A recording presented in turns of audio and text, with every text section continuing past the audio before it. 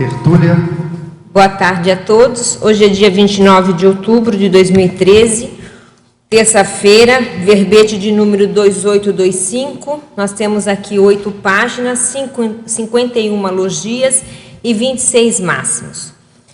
O nosso tema de hoje é falso cognato, a especialidade é a lexicologia e o nosso verbetógrafo é o veteraníssimo Otto Mendonça, que está aqui hoje no seu 22º verbete, não é isso, Otto? Vamos falar um pouco do Otto, embora a gente já conheça, né? Ele é tradutor, ele é intérprete, graduado em psicologia e mestre em economia política do turismo internacional, brasileiro, natural do Rio de Janeiro e voluntário da Conscienciologia desde 2002. Vamos então aqui para a nossa definição. O falso cognato é a palavra, o vocábulo, o termo ou lexema com forma semelhante, porém significado diferente em 2 ou mais idiomas distintos, com formaticologia. Na fatuística aqui nós temos na pensenologia o holopensene pessoal lexicológico, os tradúcio pensenes precisos, a tradúcio pensenidade fiel, a ortolexicopensenidade qualificada. Na fatologia, eu destaco que nós temos aqui 20 linhas, tem muita coisa boa, vou ler aqui algumas coisas, tá? O cognato enganador demasiadamente evidente, o parônimo interlingüe, o cognato polissêmico, o cognato arcaico, a falsa cognação passando desapercebida, por fazer sentido as acepções tomadas pelo leitor, mesmo distantes da intenção do texto original. E por aí vai, tem muita coisa que depois a gente pode discutir. Na parafatologia, a assimilação simpática com um texto inspecionado, a desassim após o trabalho intelectual, o amparo extrafísico de função poliglótico, o autolegado paragenético, facilitando o trabalho com a lexicologia, a autorrevenzamentologia. No detalhismo, chama atenção que nós temos aí 17 máximos.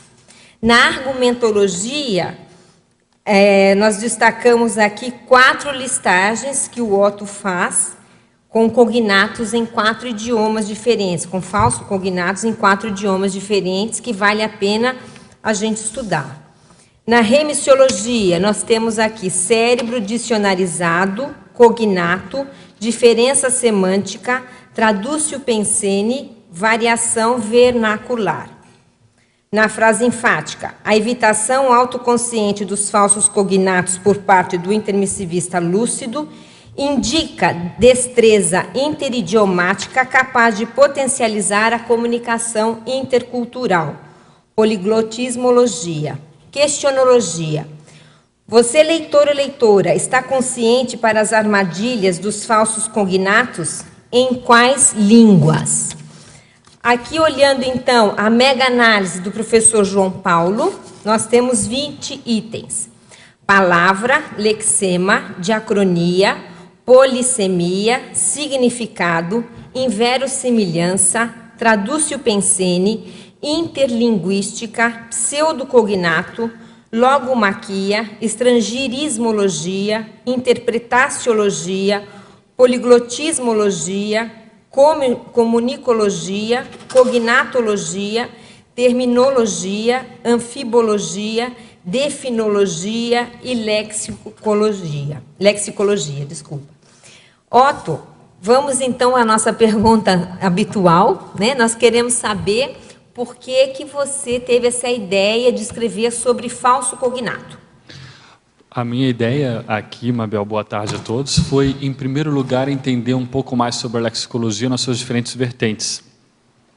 E o interessante é que, do ponto de vista do tradutor, como você mencionou, né, a minha profissão, e a gente buscando fazer convergência com o processo, aquele sinergismo profissão proexis, né, buscando fazer convergência, então, aproveitando as experiências do dia a dia, do laboratório da vida profissional, canalizando para a produção verbetográfica. E aqui a ideia, então, foi pegar vários casos, muitos deles com vivência, muitos dos que eu coloco aqui naquela listagem têm vivências por trás, e tem até causas, tem até algumas até cômicas.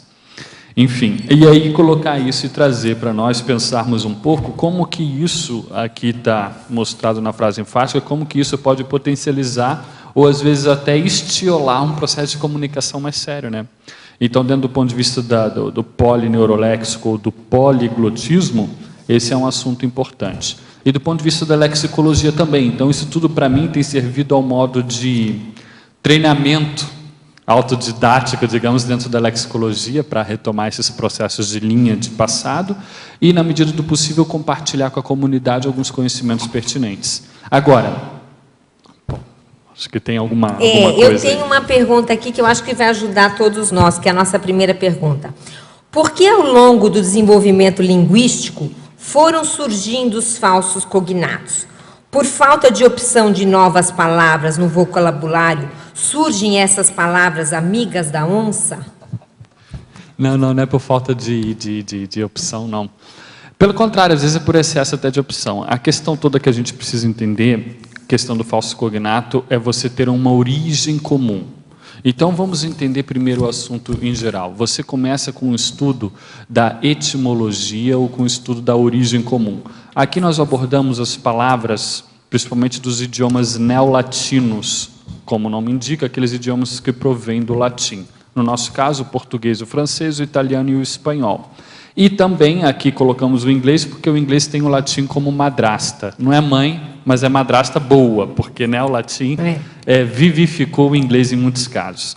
Pois bem, então a partir do momento que você tem uma origem comum, você pode ter palavras que realmente, ao longo de sua evolução, elas mantiveram o mesmo sentido nos idiomas diferentes, porém, nós sabemos que quanto mais as palavras são usadas, mais elas são alteradas. Você pega, por exemplo, os verbos.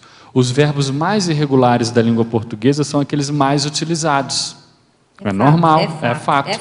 Então, as palavras mais utilizadas são aquelas que acabam, então, tendo um desvio de significação perante o outro idioma. Por quê? Porque cada idioma, na verdade, está refletindo o quê? Uma cultura, uma sociedade, um contingenciamento, uma geopolítica, uma geografia, né? Um zeitgeist. Então, isso é o que eu chamo a atenção lá na fatologia, que são os vernizes semânticos de origem cultural. Esse estudo pertence à filologia.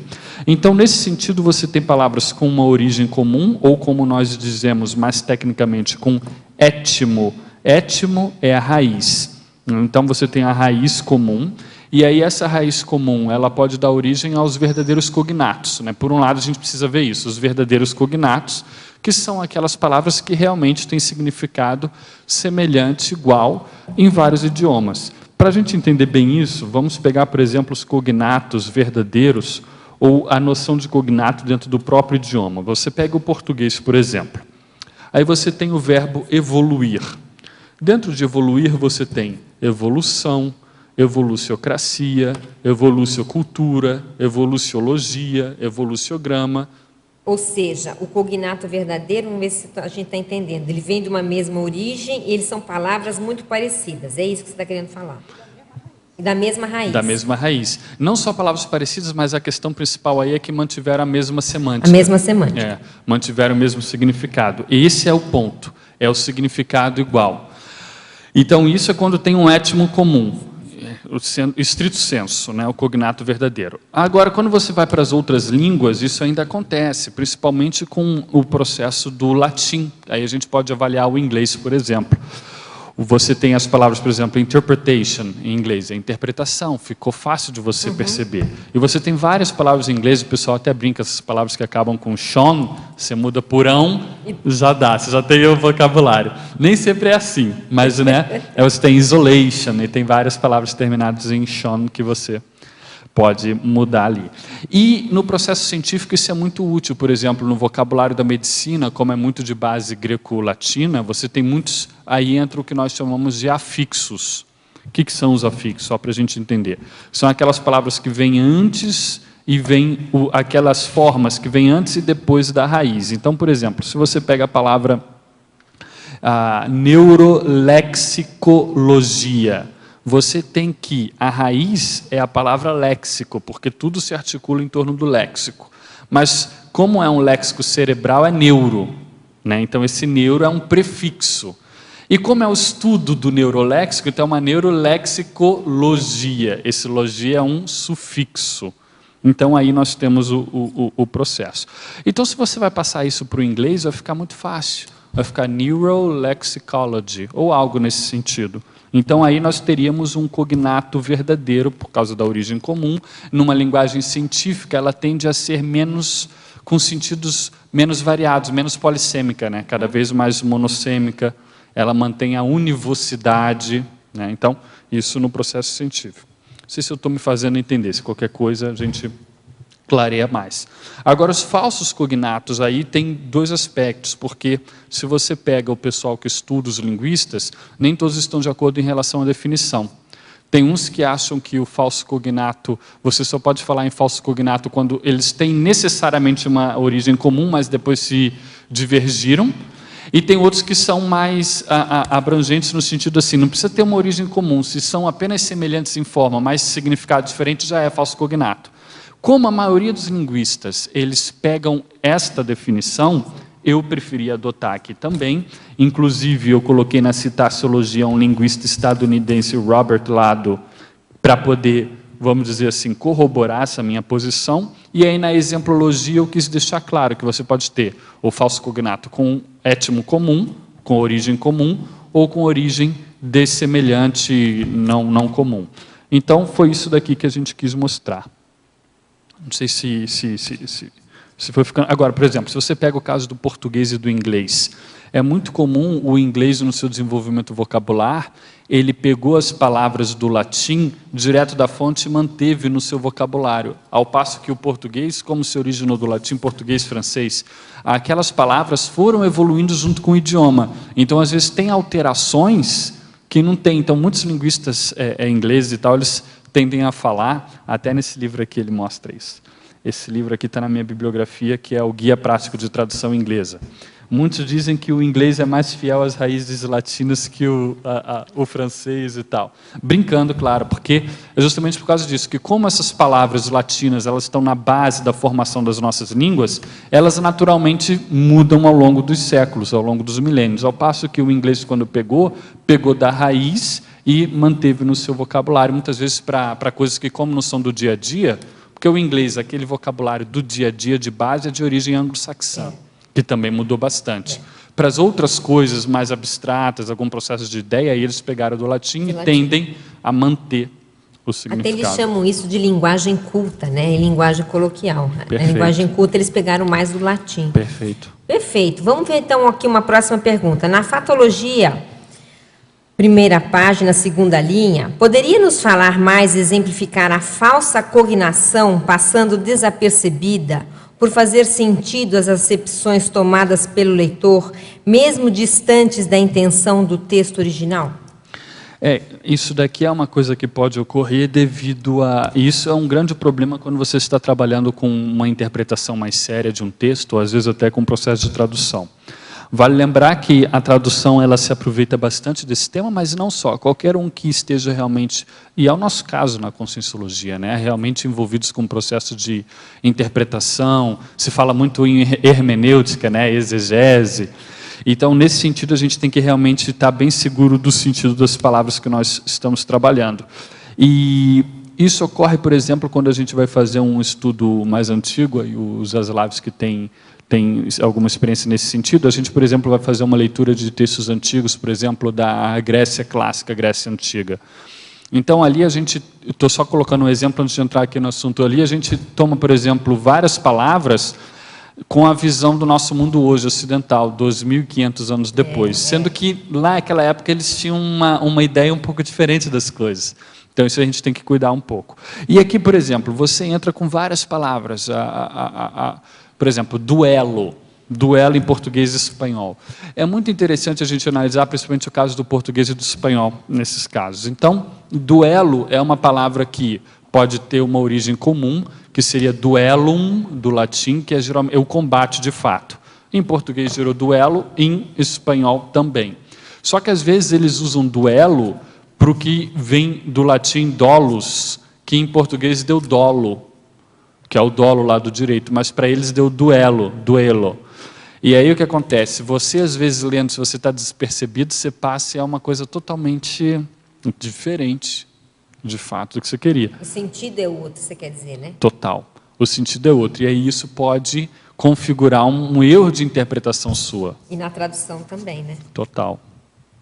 Eu acho que aí está explicando bem essa questão das origens próximas e não, né? Que você deu esse exemplo. Exato.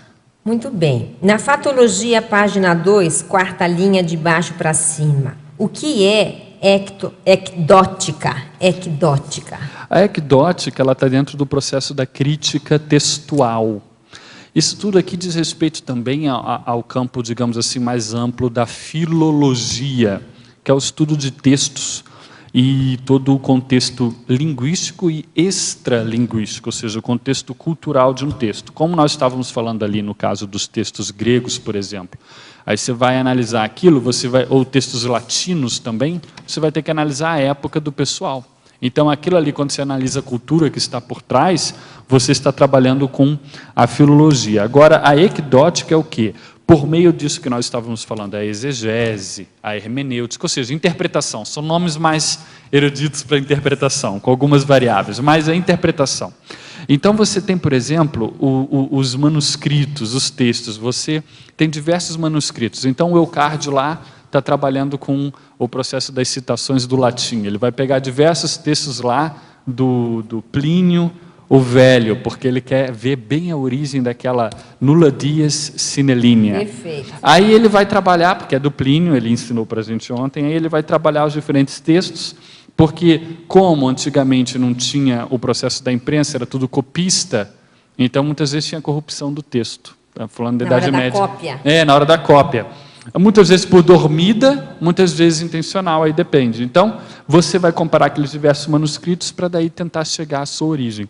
Eu salpiquei, viu, várias coisas aqui de filologia de propósito, ecdótica, tem outras coisinhas para a gente começar a trabalhar com... Um pouco mais de erudição nessa área. Começar a entrar mais nisso aí. Isso é bom, isso é muito bom. Na paradoxologia, página 3. O que ocorre com a aproximação simples com o paradoxo dos contrônimos? Já explique aí o contrônimo. Exatamente. Isso aqui é um assunto muito legal. Vamos ver se mais à frente a gente consegue trazer isso com calma.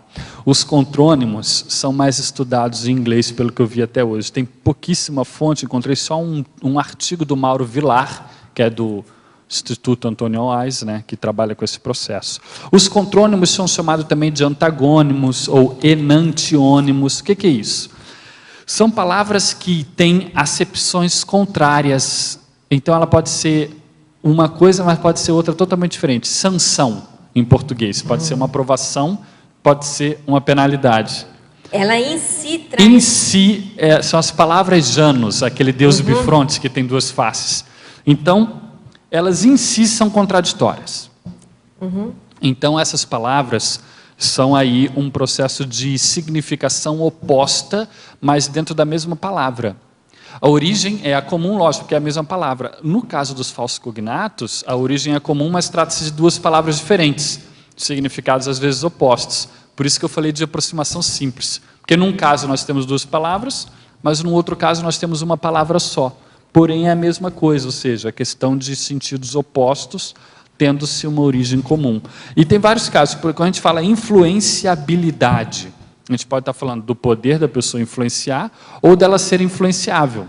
E vai depender do contexto, claro, mas isso tudo pode ocorrer. Então, por exemplo, a ortofrenia.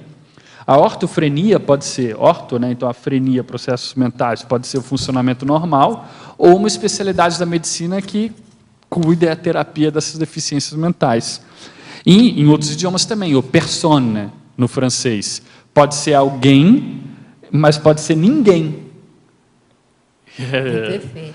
O terrific, em inglês. Terrific, Num sentido mais coloquial, é algo assim, arrasador, processo de gíria, mas pode ser terrível. Pode ser terrível também. Entendi. Perfeito, muito bom. Em fatologia, página 2, quinta linha, de baixo para cima. Poderia expandir a sequência, tradução da subjetividade da palavra através da literalidade dos elementos morfológicos? E a tentativa de manter a vernaculidade sem incorrer em purismos retrógrado. E aí ela coloca um terceiro item, que de novo viria a ser a equidótica. Ah, tá.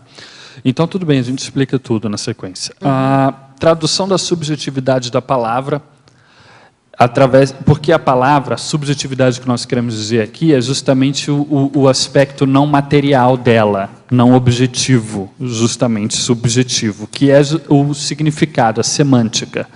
E através da literalidade dos elementos morfológicos, ou seja, os elementos morfológicos é o que nós tínhamos falado aqui no exemplo do neuroléxico, da neurolexicologia. Neurolexicologia, a palavra léxico é a raiz, neuro é o prefixo, logia é o sufixo. Então, isso daqui é um artifício, por exemplo, que o idioma alemão usa muito ao se traduzir dos outros idiomas. Então, muitas vezes eles traduzem ao pé da letra, item por item, para poder... Sempre foi um processo de, digamos assim, filosofia alemã, se aproveitar da tradução de outros idiomas para enriquecer o seu vocabulário, ao passo que o processo francês não foi muito assim, eles preferiam perverter um pouco para poder se enquadrar dentro do que eles já tinham. Então, são diferentes filosofias, mas isso daqui se aplica principalmente quando a gente vai fazer tradução do português para o inglês, da terminologia nossa. Que às vezes é muito complicado você traduzir vários desses conceitos novos, você conseguir enquadrar em algo já existente no anglo-saxão, no processo do inglês. Então, você vai ter que necessariamente recorrer à literalidade, ou seja, você traduzir ao pé da letra os elementos morfológicos. Então, você tem a inversão existencial, você pode traduzir existential inversion, só que aí você tem toda a série de cognatos que fica muito dificultada. Então, no processo que nós fizemos aqui de tradução simultânea das tertúlias, que inclusive saiu um artigo recente agora na Consciência sobre essa experiência, a gente recorreu a esse mecanismo. Então, por exemplo, proexis, você vai falar proexológico, você vai falar proexologia, você pode falar existential programmology, mas aí fica difícil, existential programmological. Em vez de você falar proexis, proexology, proexological, fica muito mais tranquilo. Então, é um processo de você realmente ser um pouco mais literal nessa tradução, facilitando com isso até a transmissão dos elementos subjetivos, aí no caso do significado. Tá. E ela perguntou da equidótica, o que já falamos que foi a crítica textual. A equidótica é basicamente aquela ciência que, por meio da interpretação, seria a exegese, a hermenêutica, tenta chegar à edição a mais real de um texto. Você teria vários manuscritos, você tem que fazer uma comparação entre aqueles manuscritos para ver qual que é o original. Então, nesse caso, você tem que trabalhar com as palavras. E aí que entra o processo dos falsos cognatos, porque no processo histórico, muitos erros de cópia, estamos falando aí da época antes da invenção da imprensa, dos incunábulos, aqueles livros que eram feitos a cópia da mão. Então, você às vezes tinha alteração das palavras, problemas de interpretação, muitas vezes devido também ao processo do falso cognato. Então, só para chamar a atenção. Essas comparações que você está comentando dessa ciência, é o que você escreve aqui na página 3 da lexicologia comparada? É mais ou menos na neossinapsologia, na página 3, bem no começo da folha, você coloca assim, as neossinapses especializadas resultantes da dedicação pessoal. É isso? Esse processo de comparação em linguística é muito bacana, Mabel. Você tem 3 vertentes. Você pode trabalhar com a linguística comparada. A linguística comparada, ela deu margem, aí a gente pegaria um outro caminho por aí, não vamos nos estender muito, mas, por exemplo, no século ali XIX, com o processo do domínio britânico nas Índias, e a descoberta do sânscrito, isso já tinha ocorrido antes no Renascimento, mas ali ficou mais claro.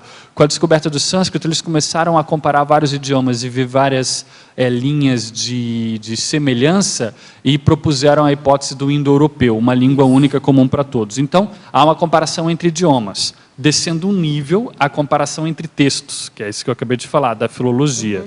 E descendo mais um nível, tem a comparação entre as palavras. Então, nós temos 3 níveis aí, básicos.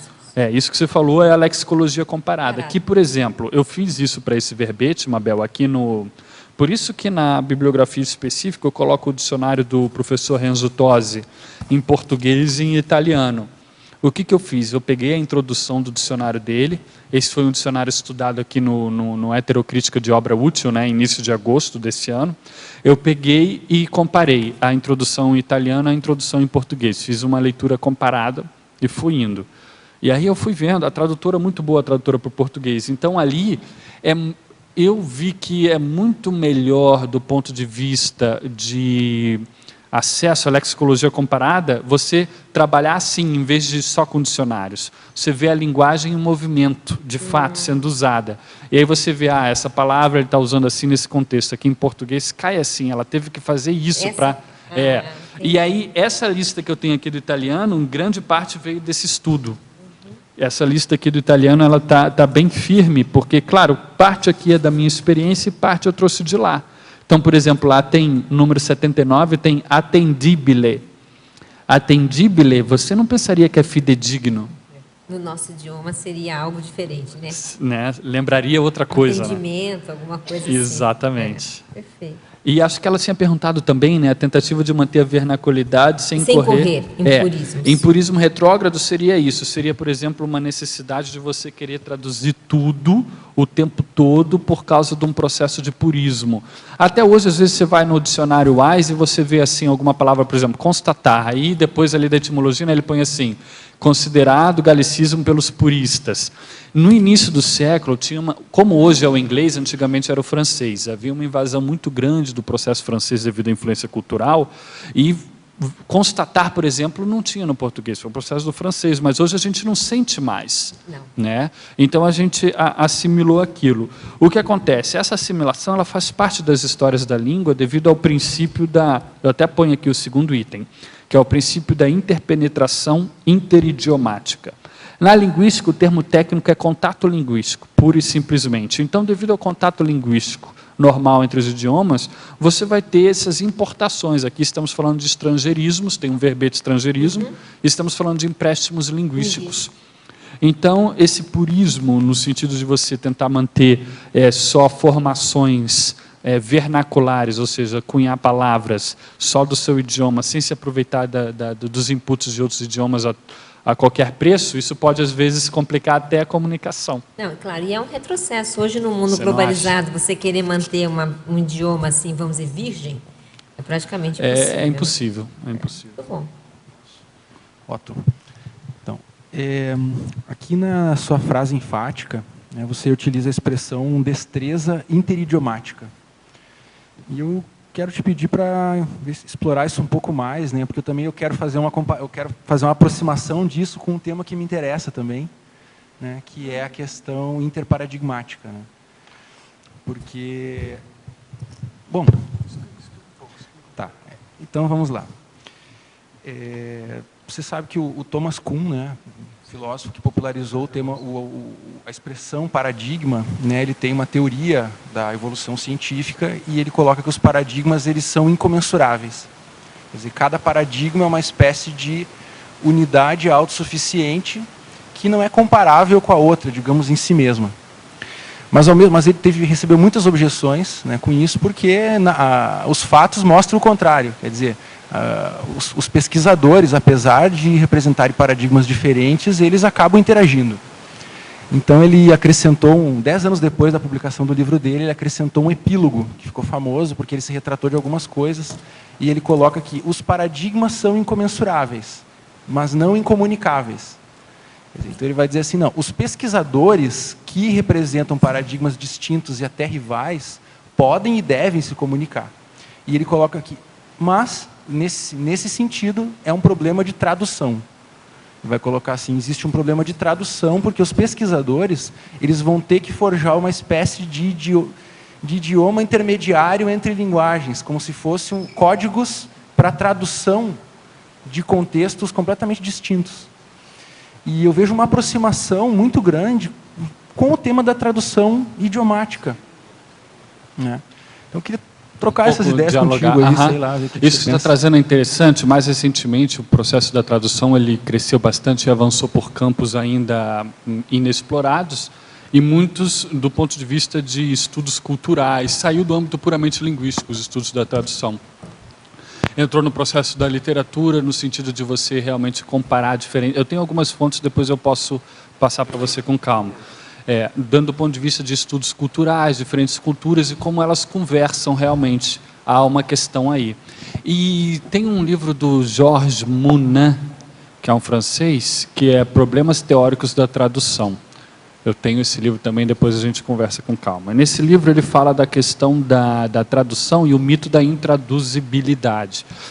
Eu coloquei aqui na fatologia... Isso, colocou. A intraduzibilidade, ela ocorre realmente, por isso que a gente lança mão de estrangeirismos, seja para evocar um holopensene específico daquele idioma, né? Glasnost é transparência, mas Glasnost dá uma força que transparência não tem. Então, o que acontece? Você tem que... também pensar na questão da interlíngua, nessa questão da interseção que fica, essa interseção entre os idiomas que ocorre, e você também pode justamente pensar como que você intervém nessa interlíngua, Alexandre. Como é que você trabalha com isso? Porque na destreza interidiomática, o que você está percebendo, o que você trabalha justamente num processo de adaptação. Você muitas vezes vai perder elementos culturais nessa troca. Você perde porque, como que eu entendo o processo da tradução e conforme a gente vai trabalhando, a gente vai ampliando muito mais. Você tem um processo de pensene, que as línguas, no caso, elas são uma realidade, enfim, elas envolvem energia, né? Você tem a questão do holopensene. Todas as línguas têm um pensamento, que é toda a sua filosofia, a sua produção cultural. O sentimento, a produção literária e o dia a dia do povo. E a energia daquele idioma também. Então, a energia daquele idioma é justamente o que permite você, às vezes, fazer um rapport com ele. É o processo da forma holopensênica. É como que você sente isso. Agora, recentemente, eu fiz uma viagem, e foi o que deu, inclusive, origem ao verbete de ontem, e eu tive pesquisando o idioma francês, na França, na Suíça e na Bélgica, para ver como é que era o processo do holopensene do francês. Ou seja, se existe uma energia do idioma, então ela tem que haver uma certa constância de um país para o outro. Alguns denominadores comuns. Então, sintetizando, o que eu percebi? Isso daí a gente tem que estudar muito mais. Que você tem 80% da energia, assim, de um processo de língua, ela é devido aos seus processos culturais, que são intransponíveis até certo ponto, né? Então, 80% são os processos culturais, ou seja, a cultura da França não é a mesma da Bélgica, que não é a mesma da Suíça. Então, vai ser diferente a despeito do idioma. Mas tem 20% ali que é a estrutura da língua, que ela permanece. Então, ali permite você fazer alguma espécie de vamos dizer assim, denominador comum. Eu não sei como é que essas reflexões poderiam te ajudar aí no sentido, mas pelo menos a gente começar a enquadrar, né, a colocar num caminho o assunto. Quando se trata de um paradigma científico, né, é diferente de um idioma que está ligado a uma história, uma cultura e a um país, né? Mas por outro lado, ele também tem um quê de intraduzibilidade, principalmente quando se compara dois paradigmas. O paradigma, cada paradigma vai apreender alguma parte da realidade que o outro sequer admite que existe. Então, quando a gente vai estudar historicamente o problema das tentativas de falar de parapsiquismo, falar cientificamente de parapsiquismo, é um fenômeno muito interessante porque ocorre um empréstimo de termos da ciência, no entanto adaptados. Por exemplo, a expressão éter. Né? Éter é uma expressão da ciência antiga que é utilizada até hoje em alguns contextos, inclusive na ciência vai e volta. Até na física, volta e meio, éter retorna. Se fala etéreo, né? Um adjetivo etéreo, éter. Outro, por exemplo, a questão do magnetismo. Né? Tem o parapsiquismo foi reintroduzido na Europa, digamos, de uma forma mais intensa, no fim do século XVIII, com a expressão magnetismo animal. Do Mesmer, né? Do Mesmer. Então, isso é uma analogia, porque não existe magnetismo animal, o magnetismo ele é mineral. Então, isso é uma tentativa de transpor de um paradigma para o outro, digamos assim. Sendo que o parapsiquismo nunca pertenceu de fato a um paradigma, desde que existe paradigmas. Assim. Quando a gente fala, então, de relação com o paradigma consciencial, isso é uma problemática, porque nós temos um paradigma científico em que o parapsiquismo está no cerne. E isso é a primeira vez que acontece. Quer dizer, como é que eu vou falar com outros paradigmas? Esse diálogo, né? É isso aqui. Entendi a sua preocupação. Isso você está entendendo que é o contexto da Interparadigmas, né? Da revista Interparadigmas. Entendi bem. Tem um caso interessante para você ver como é que isso ocorre no processo do idioma. Por exemplo, o mesmo fato e a hipótese de Sapir-Whorf. A hipótese de Sapir-Whorf. Trabalha com isso, Alexandre, que é o seguinte, a língua, aquela velha história de que a língua é o seu mundo, e engraçado que na introdução do conscienciograma o professor Valdo fala disso, ou seja, por isso que ele bate muito na tecla do polineuroléxico. Então, e o Wittgenstein falou disso. Sim, e tal. Sim. Então, o seu arcabouço, a sua língua materna, as estruturas dela, elas te dão um horizonte, que não é o mesmo de uma outra língua. Então, um mesmo fato da natureza, por exemplo, a pessoa pega e atravessa, olha o que eu vou falar, a pessoa pega e atravessa um rio a nado. Você fala assim, ela atravessa o rio a nado ou ela nadou através do rio? O português já te coloca para você falar, ela atravessou o rio a nado. Seria mais natural. Ao passo que o mesmo fato, o inglês falaria he swam across the river. Então, para eles, para eles é o quê? O que tem prioridade? O movimento físico, a ação física no mundo material. O cara nadou. Para onde e como? Vem depois. Complementa. Ele nadou, mas foi através do rio. Beleza. Para a gente veio o deslocamento abstrato. O cara atravessou. Agora, posso te interromper e colocar uma coisa? Agora, você veja a seguinte situação, né? Nós aqui, nós estamos falando de paradigmas, né? Ou estamos falando de idiomas. Qual é o ponto de vista de quem está, vamos dizer assim, qual é o referencial de quem está falando de dois idiomas à distância? Entende? Quer dizer, você está usando um idioma, mas ao mesmo tempo você está num nível como se fosse fora, assim. Entende? Você consegue, às vezes, o que a linguística promove? A linguística promove uma coisa que é você ser capaz de falar sobre os idiomas, não necessariamente falar os idiomas. Eu nunca fui muito... Meta-reflexivo. Eu nunca fui muito fã dessa abordagem, que para mim era mais prioritário falar os idiomas. Mas, enfim, você consegue um certo nível de abstração, mas quando você está enunciando, você enuncia a partir do seu idioma. Sim. Então, você veja, né? Até que ponto, por exemplo, a paraepistemologia não está ligada com essa meta? Entende? Em algum sentido você está... O negócio é bem complexo. Posso perguntar outra coisa? Não, monopolizando um pouquinho mais só. Eu vou embora daqui a pouco, gente. Então, é o seguinte, eu queria te perguntar, na verdade, sobre o verbete de ontem, né? Eu não estava aqui e eu... Tá, eu tô com ele aqui. Perguntar enquanto ainda está quente, né? Mais ou menos. Que é o Crescendo, Renascimento, Conscienciologia. Né? Isso. Foi de ontem, Bom, o Renascimento, né, é o retorno da cultura clássica, né, greco-romana, à Europa, né, em particular a partir da Itália, né, de Florença e tal. Muito com base nas traduções de Platão, né, novas traduções de Platão, Fitino, né, e o círculo dele lá, que eram os saturniais lá do Lourenço de Médici. Né. Agora, qual que é a relação disso, né, com essa questão da... a gente já debateu sobre isso, né, essa questão do Platão, né? Quer dizer, você chegou a estudar sobre isso no contexto renascentista, quer dizer, por que eles quiseram retornar a Platão e qual o sentido disso no Renascimento? Eles retornaram a Platão, mas pelo viés, grande parte ali, pelo viés neoplatônico, né? Neoplatônico. Que ali foi o seguinte, foi o que eu coloquei ali no verbete. Eles não tinham noção nenhuma ali no início do século XV, essas coisas de Platão, estavam perdidas. Foi no Concílio de Florença, ele começou em 1431 em Basileia, em 1438 foi para Ferrara, e aí devido ao problema da peste, acabou sendo em Florença em 1439. Ali, qual que era a ideia desse concílio? Era reconciliar a igreja do Ocidente com a do Oriente. E ali vários eruditos bizantinos vieram para lá. E quando eles viram o estado do pessoal lá que estava numa ignorância total, porque você vê, no Império Romano do Oriente, o helenismo sempre, o latim nunca se impôs. O grego sempre prevaleceu. Então eles trouxeram aqueles conhecimentos todos, além da língua grega, todo o processo de Platão, neoplatonismo, e apresentaram para aquele pessoal. E você sabe que a sedução intelectual do Platão, do neoplatonismo, é violenta.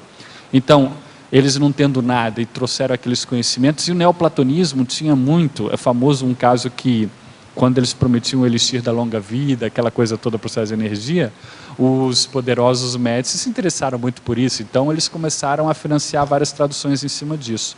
Agora, o que acontece? Depois, com realmente a tomada de Constantinopla, 1453, né, você tem, então, que vários eruditos lá da época ficaram, vamos dizer assim, sem um local para ficaram, porque com o processo lá dos otomanos, eles teriam muitas dificuldades. Aí eles foram para Florença, que era o local mais desenvolvido da época, e onde eles puderam difundir a língua grega e começaram a ensinar para o povo o grego, e aí dali começou.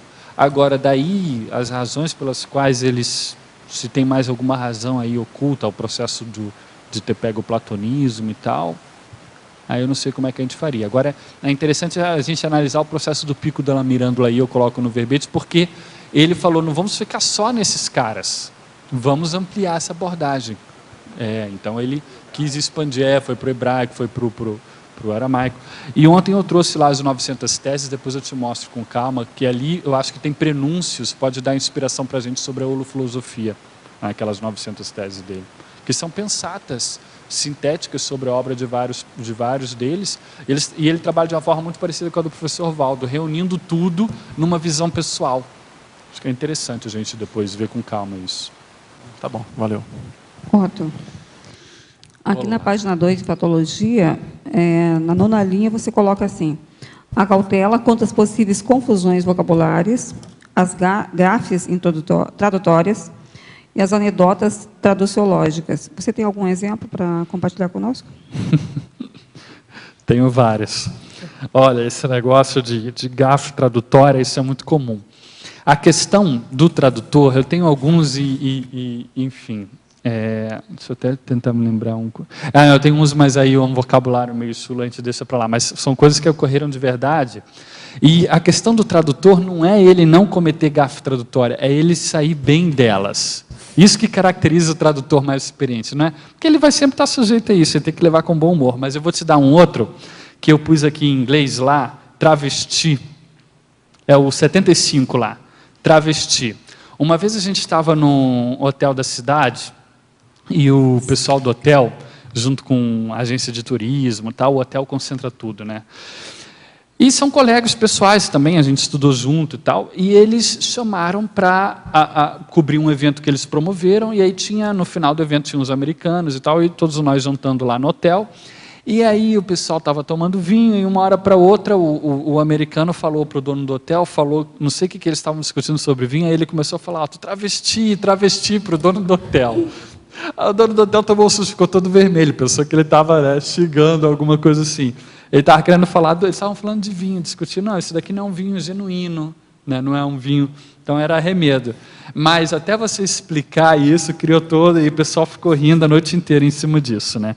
Então aqui tem um problema muito sério, né? E vários outros, enfim. Deixa eu ver o que mais eu poderia... Eu tenho mas eu não posso falar porque... O horário é impróprio. Politicamente correto. Mas então o que acontece? Você tem isso, essas anedotas traduciológicas são famosíssimas. Tem o verbete do professor Valdo no DAC, que ele fala, acho que é traduciologia, que ele coloca o processo essas brincadeiras que a gente faz com o idioma japonês, que é como se fosse nome de japonês e é coisa. Então, ali isso tudo está dentro desse universo aqui. Agora, a questão do falso cognato é justamente isso. Você estando ciente para eles, você evita bastante esses problemas aqui, cair nesses problemas, né? Deixa eu perguntar mais uma coisinha aqui na página 13, em paradoxologia, você coloca aproximação simples com o paradoxo dos contrônimos. A gente conversou, né, uma época um pouquinho sobre isso. Os contrônimos, eu estou levantando lá os dados, porque eu quero ver se eu consigo achar uns 100 deles, e em português não é muito comum. Eu encontrei bastante em inglês, mas nem sempre a tradução permite, né, você fazer. Então, os contrônimos são o quê? São aquelas palavras que elas têm sentido opostos. Então, por exemplo, você pega sanção. A gente estava falando, o vocábulo sanção, ele pode representar tanto uma aprovação quanto uma reprovação. Então, esse é um contrônimo. Então, são as curiosidades da lexicologia, né? Acho que é bacana. Então, o que é o paradoxo dos contrônimos? É uma palavra com dois sentidos opostos. Então, essa palavra, claro, tem uma origem comum. A aproximação simples é porque no falso cognato você tem duas palavras diferentes, a origem é comum, mas tem duas palavras e os sentidos são opostos, então há uma semelhança nesse sentido. Obrigada. Eu estou esperando ver o verbete esse aí, hein?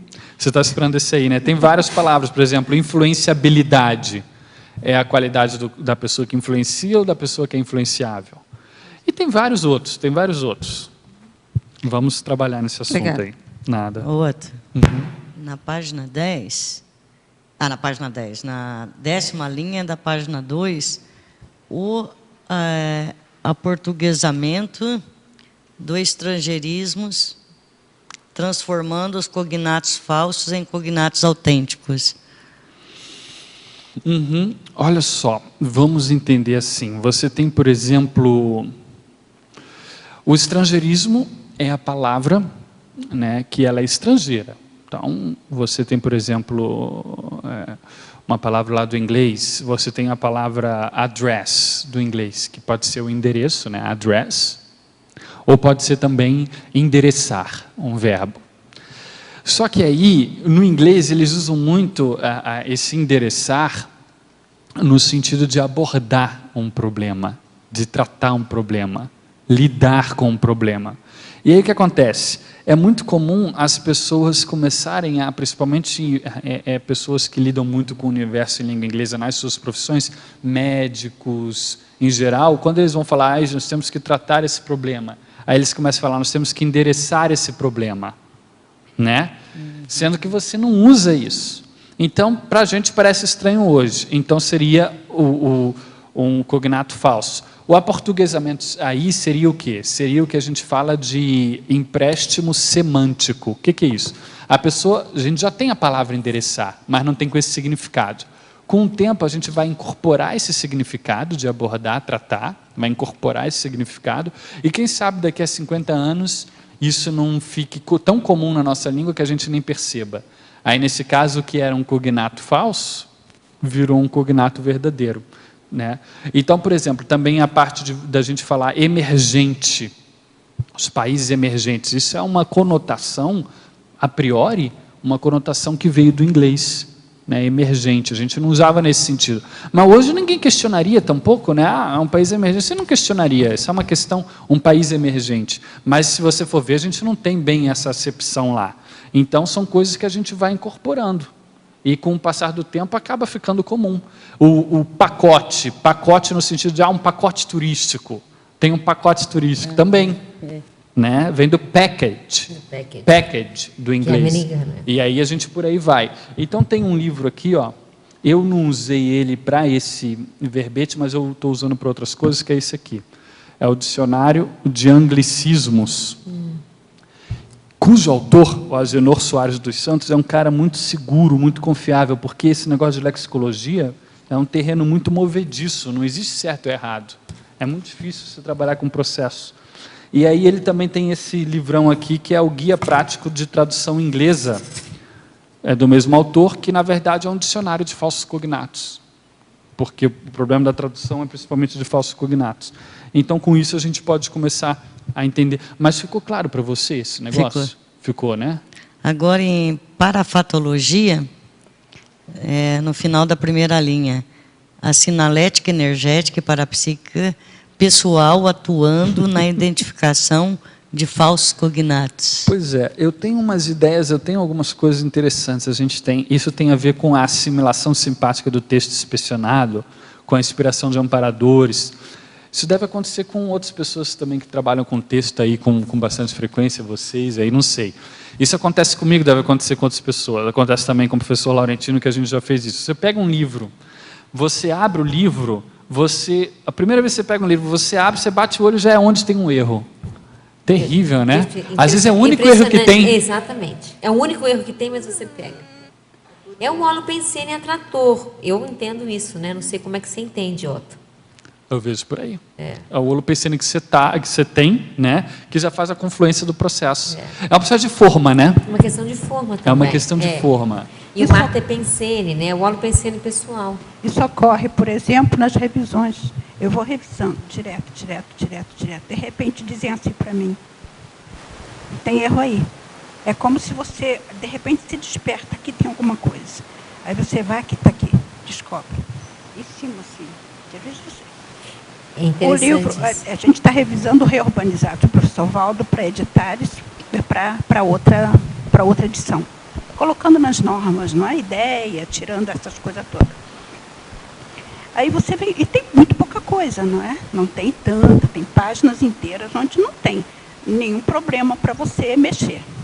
Aí você vai indo, e eu estou revisando porque a letra é muito pequenininha no próprio livro, com uma lupa. Aí você vai indo, descendo, olhando todas as palavras e tal, e de repente tem por aqui. Vem aquela coisa e eu já vou lá, está lá. Entende? É isso que você está falando? É sobre isso? Por exemplo, a gente está revisando lá as pensatas lá do professor Valdo. Você começa a revisar, isso tem a ver aí. Você começa lá no início da página, você está indo, você sente, tem alguma coisa aqui, mas você não viu ainda.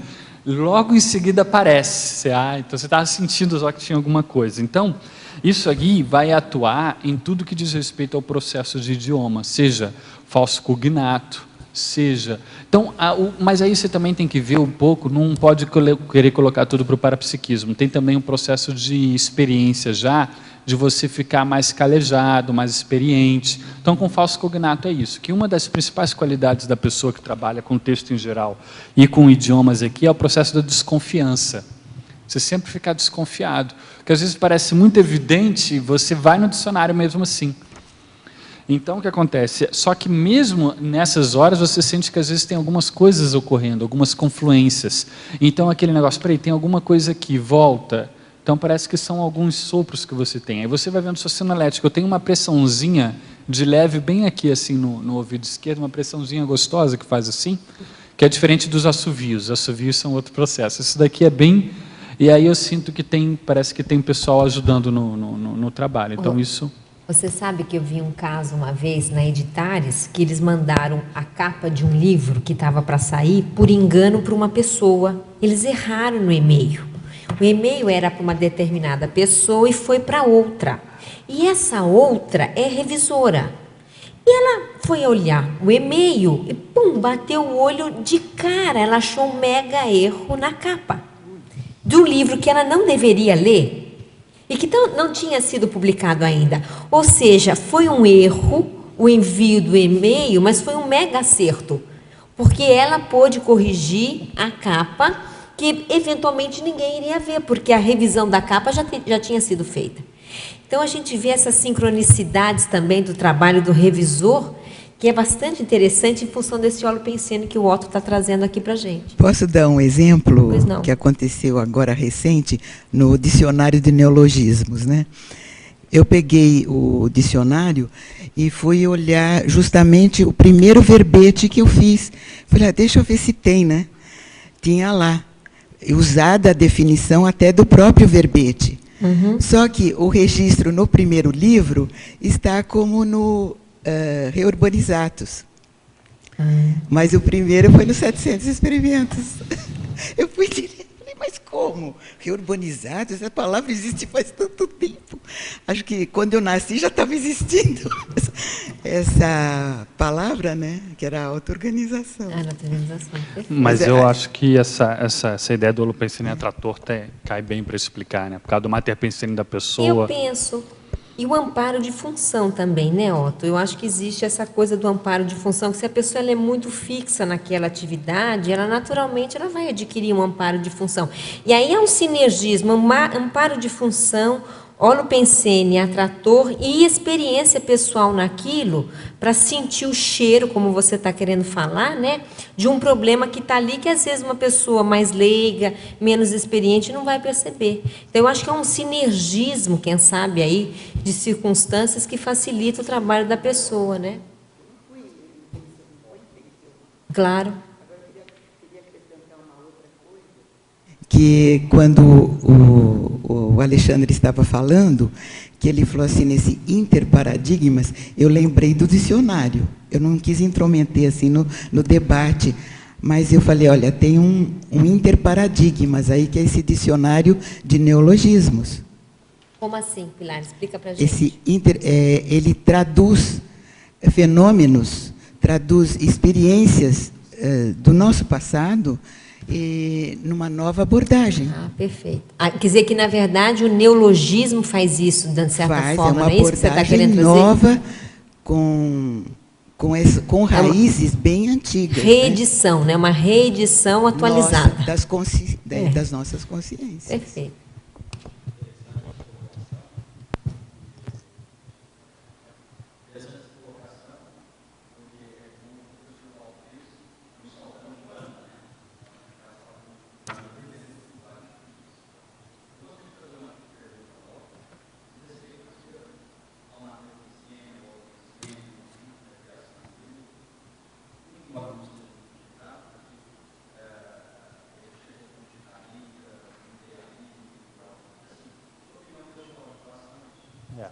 Vai sair um verbete mais à frente, você fique de olho, que é o verbete língua artificial.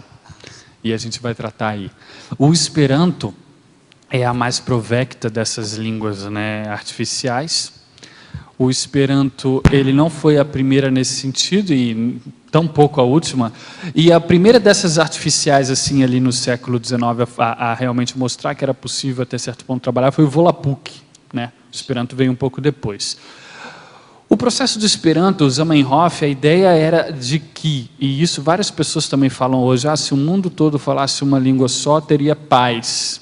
E essa era a ideia principal do Zamenhof, era paz, e o projeto pessoal dele era ensejar a paz mundial, e o Esperanto era um dos itens do projeto dele. Ele tinha até uma religião tipo Conte, uma religião universal, que depois foi motivo de cisão no movimento do Esperanto, que foi o omaranismo. O que acontece? Você não vê o grande problema das guerras mundiais, não é bem por idioma diferente. Então, esse é um fato já que você você contra-argumentaria, não é bem por isso, ok. Segundo ponto, os idiomas, eles necessitam de um processo de holopensene, como nós estávamos falando, os idiomas têm holopensene. E o processo do sene, do sentimento, vem com um processo materno, se queira ou não.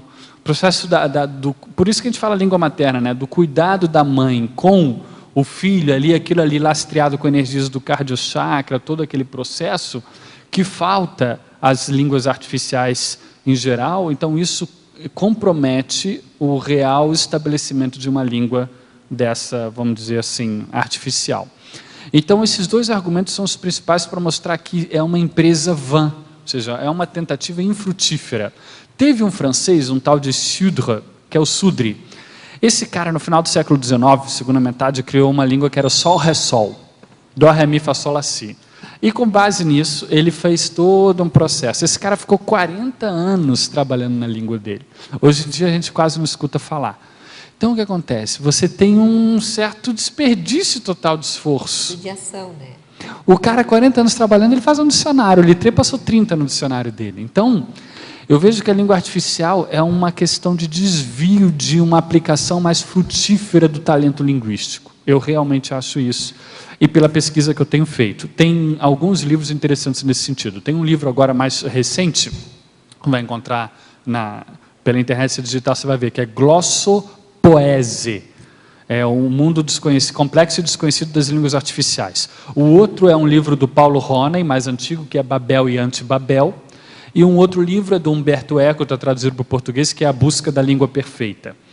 E tem também vários outros. Eu tenho um dicionário que é Dictionary of Made-up Languages, que são das línguas artificiais. Um outro caso é o Tolkien, muito famoso.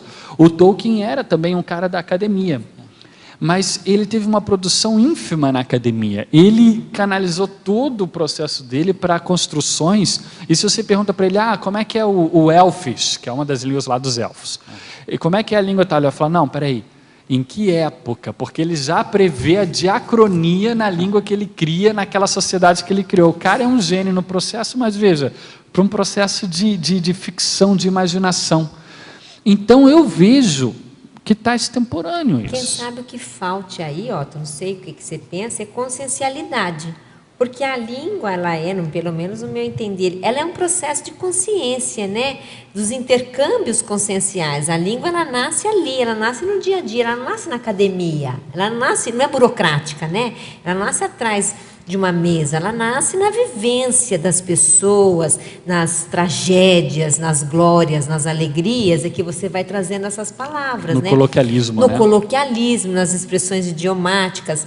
E aí, de repente, você coloca uma língua artificial, falta consciência. Cadê o jogo de consciências, né? Vivendo aquele idioma. Por isso que ela fica tão assim, sem energia, quem sabe, né? Não sei o que você pensa. Eu concordo, é bem por aí mesmo. Se você for ver as classificações das línguas, isso vem desde... Tem vários tipos de línguas artificiais. Tem as línguas, por exemplo, que são as línguas místicas. Tem gente que fala que anjos inspiraram. É que nem o processo dos livros sagrados. Tem algumas línguas criadas assim.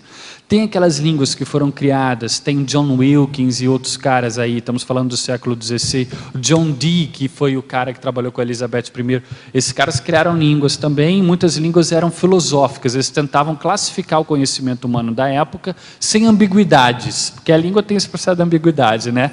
Então, o que eles fizeram? Tentaram criar nesse sentido. Aí, hoje em dia, você tem as línguas filosóficas, as línguas ontológicas, e aí você, com as filosóficas, acabou nas línguas da computação também. E tem essas línguas tipo o Esperanto. O Esperanto, como você tinha perguntado, né, dessas todas, foi aqui, pelo que eu vi, criou mais energia, criou mais holopensene, devido a um cultivo. Por quê? O Zamenhof trabalhou muito nela, antes dele lançar a público. Ele, pessoalmente, traduziu vários livros, então ele, pessoalmente, trabalhou, criou-se uma literatura ali, com aquele processo. Agora, é como a Mabel estava falando, língua... ela é um processo intrafísico, então ela não é língua materna de ninguém. Não, por mais que o pessoal tenha, não, vamos ensinar como língua materna dos nossos filhos, é uma forçação. Ela não é língua materna de ninguém. Não sendo língua materna, ela não tem como criar raízes. Eu vejo que mais interessante que você estava falando, né, Mabel, da consciencialidade, a pessoa que tem esses talentos linguísticos, é você trabalhar na criação da língua. Você tem gente que trabalha na criação de línguas naturais. Por exemplo, quando o latim veio começando a se diferenciar pelo latim vulgar, criou o romanço. E aí depois o romanço se diferenciou nas diversas línguas neolatinas que temos hoje. Ali naquela época, você pega o português, por exemplo, tem o Diego de Souza, o João de Barros, os caras... Ali eles manejaram a língua, ali eles viram assim, puxa, nós temos um alfabeto limitado por uma quantidade de sons que o latim não tinha. Como é que a gente vai representar a nasalização que o latim não tinha? Ah, vamos colocar em cima da vogal um N. Esse N em cima da vogal, com o tempo, virou o tio. Então os caras trabalharam ali. Então, e hoje em dia, esse dicionário é um trabalho com a língua. Mas isso é da vida real, isso não é... Tem uma demanda real. E é uma vivência, é uma coisa que tem energia, vamos dizer assim, não é? Exatamente. Isso. Complementando isso, Mabel, a gente disse que a língua é viva, justamente por isso, porque as pessoas usam e ela está sempre mudando, a língua é viva. Essas outras línguas artificiais, eu acho que elas já nascem mortas. É um natimorto. Porque nascem energossoma. Mas não tem isso. Entende? Não tem essa vivacidade da língua, as pessoas não usam. Não tem essa coisa que você está falando. Ficou claro aí? Claro, claríssimo. Muito obrigado. Nós temos uma pergunta aqui, então. Na Pensenologia, página 1, segunda linha, você traz o holopensene pessoal poliglótico. Hoje falo 4 línguas, fruto de ter morado em vários países. Lendo seu verbete, percebi que muitas interpretações de projeções e retrocognições empregam o mesmo funcionamento das traduções linguísticas, uma varredura dos falsos cognatos. Em sua opinião, o poliglotismo estaria diretamente ligado à intensidade das nossas capacidades perceptivas e interpretativas? Penso que a atenção aos mínimos detalhes linguísticos poderia aguçar tais capacidades parapsíquicas. Poderia comentar? Sim, isso ocorre, o que você está falando ocorre, um aumento da sua capacidade perceptiva, o processo da lucidez perante. O que nós estamos falando aqui é justamente um processo de lucidez interlínguas. Realmente, isso pode ocorrer. Agora, o poliglotismo em si, ele não conduz necessariamente a isso. Uma vez que você tenha essas premissas básicas evolutivas, o seu processo de sinalética, o seu processo de evolutividade, o seu processo de paraperceptibilidade interassistencial, isso predomina, isso deve predominar perante um processo de poliglotismo pura e simplesmente. Porque o poliglotismo, muitas vezes, por ele mesmo, é um processo de forma. apenas. E aí você pode ter um certo desvio, como nós estávamos falando no caso da língua artificial, muitos dos criadores foram, por exemplo, poliglotas, e você pode ter um desvio em cima do poliglotismo. Então, essa aplicação, como você estava falando, casar o poliglotismo com o processo paraperceptivo dentro de um caminho, a seara, um trabalho, um processo de interassistencialidade, isso funciona melhor. Inclusive, tem um curso que a gente ministra na Associação Internacional de Parapsiquismo Interassistencial, que é sobre isso, que é o poliglotismo parapsíquico. Ou seja, como que você, sendo poliglota, pode canalizar as suas habilidades, bem isso que você estava falando, canalizar as suas habilidades para o desenvolvimento do parapsiquismo. E vice-versa, aquelas pessoas que já têm um parapsiquismo mais desenvolvido, como que elas podem utilizar isso para desenvolver uma outra habilidade, que é a habilidade comunicativa e do poliglotismo. Então, a gente trabalha justamente esses aspectos. Agora, realmente pode ocorrer. O poliglotismo é uma grande ferramenta para a gente poder fazer uma leitura de todas as nossas experiências parapsíquicas. Por exemplo, inspirações, não necessariamente só no seu idioma, né? Projeções. Você pode ter projeções com culturas diversas, processo de retrocognições, processo de, enfim, até bibliografia mesmo do livro que você está escrevendo. Então, o poliglotismo ele é de suma importância nesse sentido. Eu fiquei curiosa. Como que o poliglotismo pode ajudar a desenvolver o parapsiquismo nessa abordagem que você está dando? Você falou que existem maneiras do poliglotismo ajudar a desenvolver o parapsiquismo, né? Você inverteu um pouquinho a pergunta. O que você acha disso, Loto? O poliglotismo ajudando no parapsiquismo. Ajudando o desenvolvimento do parapsiquismo. Como é que você acha que isso se dá? E não o contrário? Não, é até mais fácil de falar, porque foi o meu caso. O que acontece? O poliglotismo é como você estava falando, ele se realiza de fato no contato com gente. Então, a partir do momento que você tem contato com gente, levando em consideração algumas premissas como língua e energia, você vai começar a ver, por exemplo, rapport energético. Então, a gente tem uma dinâmica lá, Mabel, que a gente coloca assim, a gente põe trechos como se fossem vídeos do YouTube, mas não mostra o vídeo, só trechos, ou um discurso, ou uma emissão radiofônica de alguns trechos de idiomas. E ali a pessoa, então, vai escutar aquele idioma e ela vai procurar ver a repercussão no energossoma dela. Não preocupada com compreensão oral, não, mas para ver as repercussões. A energia, o retropensênio, o retroengrama. Então, bem chão, a pessoa poliglota, ela vai começar a ver com que idiomas ela se dá melhor e ela vai ver um processo de um rapport de energia aí. Então, com o processo de energia, ela vai começar a caminhar. Se ela está se relacionando com pessoas, aquilo ali vai caminhar para ela ver, por exemplo, sinergismos. Todo o processo de energia básico, o que tem em cima? Então, processo de rapport energético, processo de sinergismos.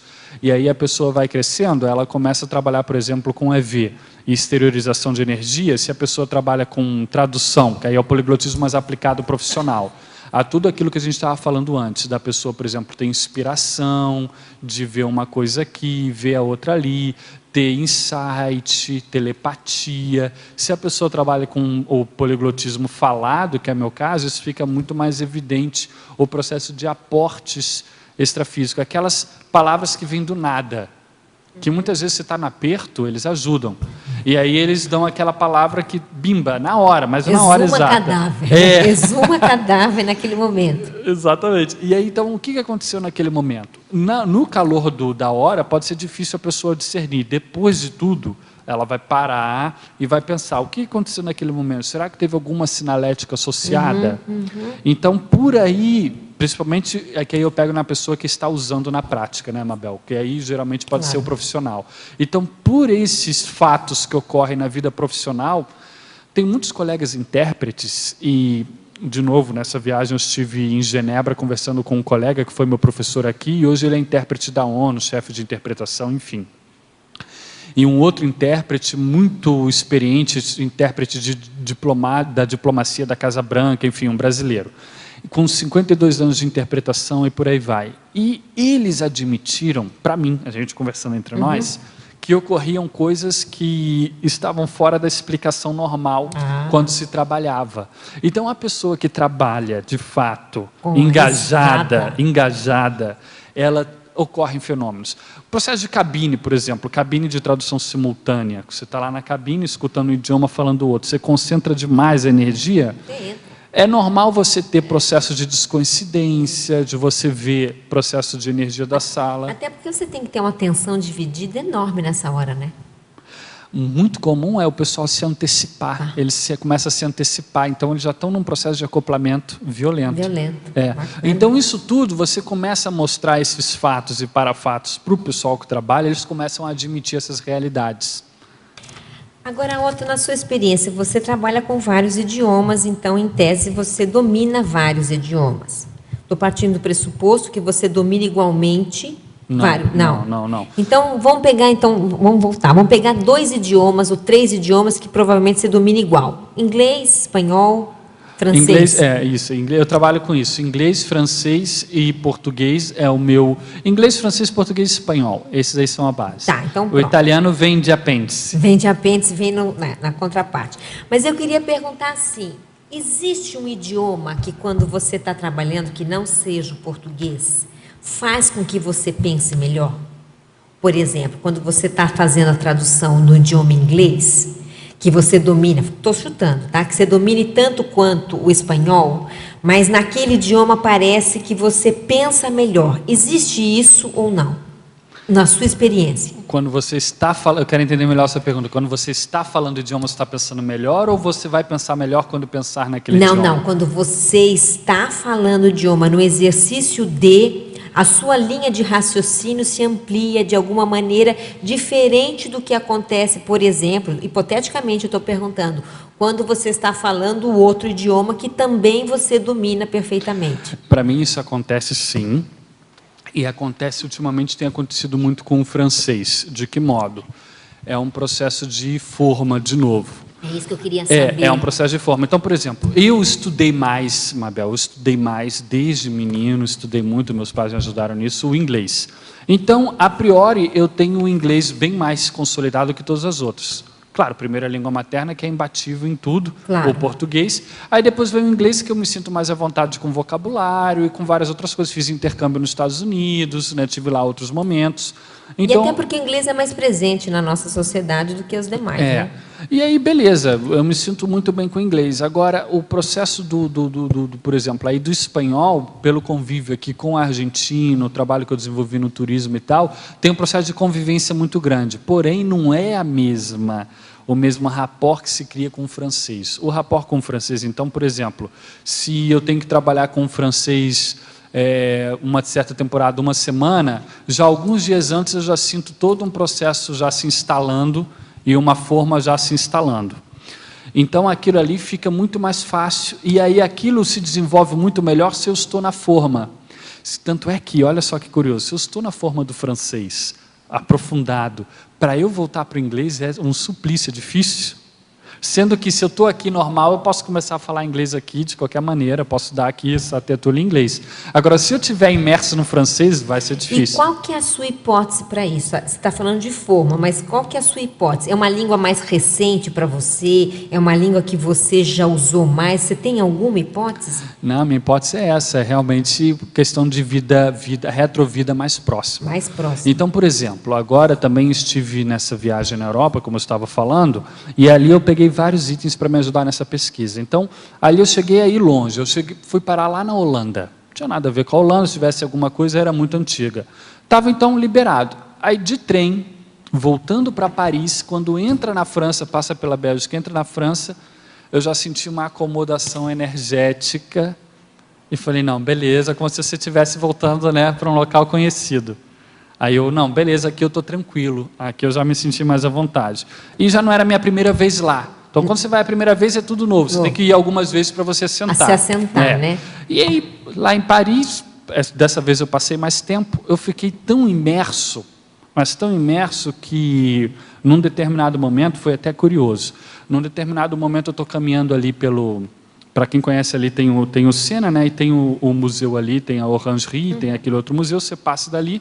Aí, se você continuar caminhando e pegar, tem o Ministério das Relações Exteriores, se você continuar e pegar, tem o Hotel des Invalides ali. Eu estava voltando, na verdade, no sentido contrário, para ir para o Louvre. E aí eu encontro um casalzinho vindo na minha direção. E aí o menino esbaforido, ele para e pergunta assim, em inglês ele pergunta, você tem, do you have a map? Não, ele perguntou como é que era? Não, ele não perguntou isso, ele perguntou onde é que era o museu tal. Do you know where the Taranã is? Aí eu olhei para ele, eu falei assim, peraí, vous avez pas une carte? Eu perguntei para ele em francês, você não tem um mapa? Aí depois que eu fui me tocar, eu falei, Otto, pera, olha o que você está falando. Claro, sim. Eu falei, você está agindo como um francês age, que todo mundo fala que é antipático, isso e aquilo. O cara respondeu em inglês, ele não sabe francês. E eu respondi em francês, perguntando se ele não tinha um mapa, em vez de já dar a resposta para o cara. Já dando, inclusive, uma dura, tipo assim... Já dando uma dura, né? Mas peraí, você tem que estar com um mapa, você está rodando por aí. Você está rodando por aqui, você tem que andar de mapa. Aí aí eu me conscientizei, eu estava tão imerso, olha como é o processo de forma. Eu estava tão imerso que aí eu tive que fazer um esforço, não, just a moment. Aí eu peguei o meu mapa, sentei, mostrei tudo para ele, e encaminhei o pessoal.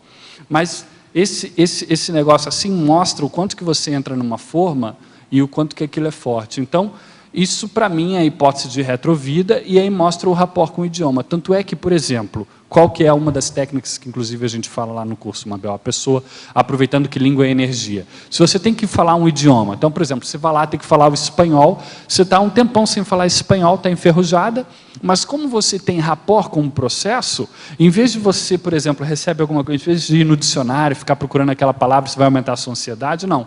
Você procura fazer um rapport com o idioma, um rapport energético, evoca lembranças. Eu procuro evocar através de expressões ou interjeições. Ma come, aquele negócio de italiano, porque ali está carregado de energia. No espanhol vem o hombre. Pronto, aí você já fez a cablagem. Você já trouxe todo mundo junto com esse Quando eu já trouxe todo mundo, o pessoal está aqui, vamos trabalhar. Aí você está no olho pensando do idioma. Aí fica mais fácil você trabalhar a partir dali. O coloquialismo ajuda demais nisso. Eu queria só fazer uma contribuição no debate de vocês, que eu fiquei analisando aqui a sua pergunta. Nós vivemos num país que não é bilíngue, né? Então a gente tem o nosso traquejo, o nosso dia a dia é o português. E o contato com os outros idiomas, normalmente, ele é por um vínculo ou assistencial, ou de ajuda, ou de interconexão ou profissional. Então isso vai fazer um link com o processo multidimensional. Então, eu acho que junto com aquela pergunta que você fez, se a pessoa pode pensar melhor no idioma X ou outro... Você acha que é a circunstância? Eu acho que a circunstância também corrobora, ajuda, né? Porque a pessoa não está usando dela, mas ela está com as antenas e para-antenas totalmente ligada, né? Naquele trabalho. Aquilo faz um vínculo tremendo com o aspecto multidimensional e, naturalmente, vai começar a vir. Aquele pensene principal, você sabe bem, né? Tem o pensene da tradução e parece que você está traduzindo e atrás já vem um monte, né? Já vem uma fileira que parece que está em lista de espera e vai tum, tum, tum, tum. E aí também vem um pouco desse amparo de função, né? Isso, exato, que tem a questão do amparo de função, que eu acho que aí é... E eu queria também te fazer uma pergunta, né? Que é sobre a definição que você fez ali no... Deixa eu pegar aqui na folha. Você falou aqui na definição, na definologia, né? O falso cognato é a palavra, vocábulo, termo ou lexema com forma semelhante, porém significado diferente. Eu queria te perguntar sobre o que seria a forma semelhante. Como é que é entendida a semelhança? Porque a gente tem aí vários padrões de semelhança, né? Você deu alguns exemplos. O que faz você considerar os exemplos que você deu formas semelhantes? Forma semelhante é a grafia, principalmente, né, Fabiana? Então, por exemplo, uma grafia parecida, por isso que coloquei semelhante em vez de idêntica, né? Porque necessariamente ela não precisa ser semelhante. Às vezes o português e o espanhol pode ter alguma coisa idêntica, mas se a gente considerar um pouco mais outras línguas, seria forma semelhante. Em que sentido? Por exemplo, a gente falou do... Som. O som também pode ser uma espécie de semelhança. Aí você entra no conceito de homografia. Homo é igual, né? Grafia seria grafia igual.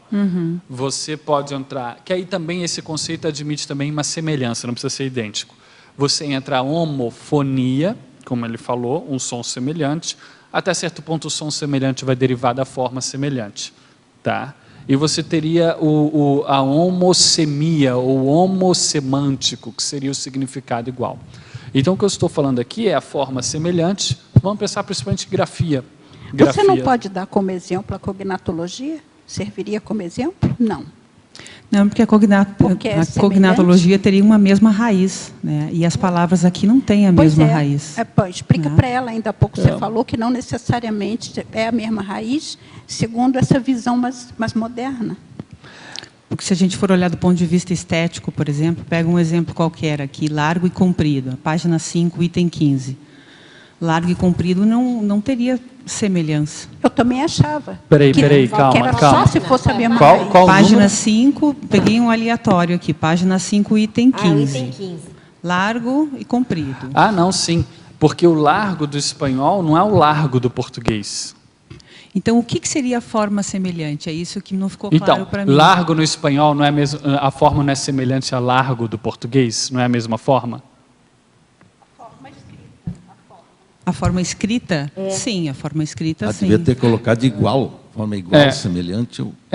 A forma não é a mesma. Largo do espanhol e largo no português, a forma é semelhante, a forma é a mesma. Sim. Porém, o significado é diferente.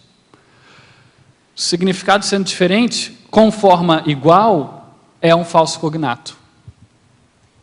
Eles escrevem iguais, Fabiana, vê se eu ajudo. Eles escrevem iguais, são duas palavras que dos dois idiomas é praticamente idêntico, só que o sentido delas é diferente.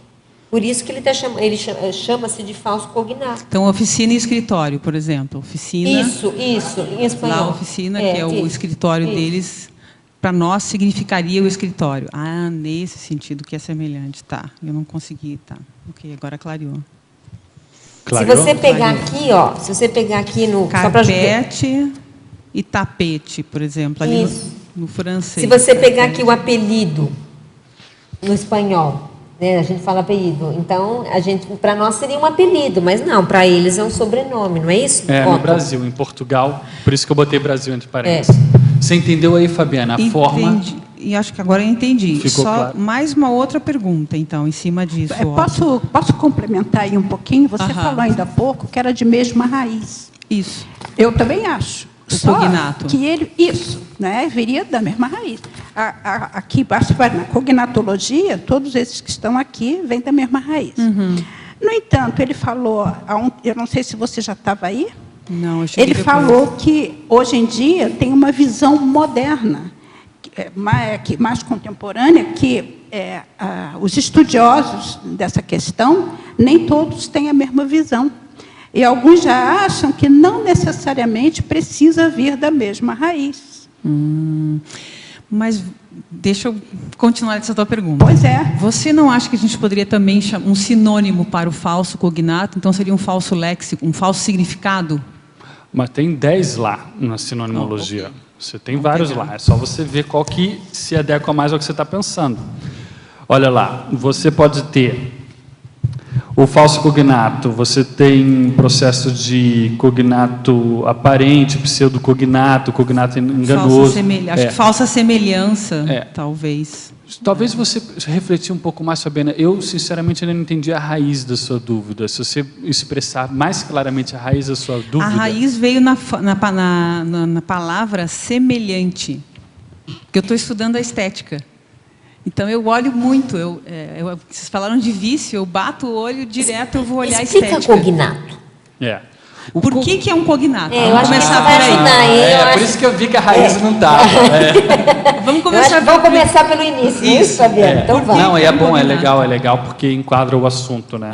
É bacana isso. Como é que funciona, Fabiana? É o seguinte, Fabiana e todos nós, para a gente entender melhor, né? O cognato são as palavras que tem em conjunto. Nato é nasceu junto. Nasceu junto. Tá? Então, por exemplo, se você pega as palavras que têm a mesma raiz, que a gente chama de étimo, tá? Então, essas palavras que têm a mesma raiz, elas vão ser, então, cognatas. Duelo, combate. Em espanhol, duelo em português, combate. Ambas vêm de duellum, do latim. São cognatas. Essa é a raiz. Tá? Agora então, essa que é a raiz. A raiz é do latim, duellum. Essa é a raiz. Então a raiz não é esteticamente semelhante, né? Ju. A gente estava falando da mesma raiz, voltando ali para a sua resposta da mesma raiz. Ela não tem mais a referência estética, ela tem a referência do nascimento. Mas pode ter também estética também. Pode ter estética Fabiana, a também. forma é a mesma. Fabiana, a forma é a mesma. Ó, tu pega aí o cognatologia do seu também verbete, tem, do seu Fabiana. verbete. Pega a cognatologia do seu verbete, ó. Cognatos de falso. Falsa, falsar, falsária, falsário. Então, falsia- aí é a raiz, aí Isso. entra a esteticidade. Quer dizer, é a mesma raiz, a mesma raiz, ou seja, é a raiz de falso. Só que dali surgiram várias palavras cuja raiz é falso. Sim. Vamos dizer assim, a raiz Sim. do falso. Isso é cognato. Cognato é quando uma raiz, ela dá vários frutos. Vários filhotes. Isso, são vários filhotezinhos. Ok. Esses filhotezinhos são parecidos com o filhote mãe, vamos dizer assim. Sim. Se eu posso dizer assim. Agora, aqui, Mas o no cognato, caso- a raiz aqui é FALS, que depois você tem falseamento, vem um E. Depois você tem outro, que tem um A, falsário, tem um A, já é diário, que são sufixos colocados nessas raízes, então é a mesma raiz. Ok. Entendeu? Ok, entendi. Fala no microfone. Isso, Mas é isso. é o radical da palavra. É que o processo a de mesma raiz. estética faz tábula rasa, Fafá, uma sugestão. Faz tábula rasa e interpreta o assunto do zero. Não tenta enquadrar no que você já está querendo ver de estética. Vou fazer um esforço. Estou fazendo esforço aqui. É, Tô porque fazendo você está com esforço. estética na sua cabeça, está querendo enquadrar aí dentro. E aí Não, está que batendo você na trave. Olha mas- só, quando você botou forma semelhante, eu fiquei encucada. Eu li Pronto, o e aí, semelhante, aí eu ó, o fui processo ali. da forma é terrível. ó. Deixa eu aproveitar. coisas de arquiteto, ó, não é isso? E veja só, aqui, ó, quer ver?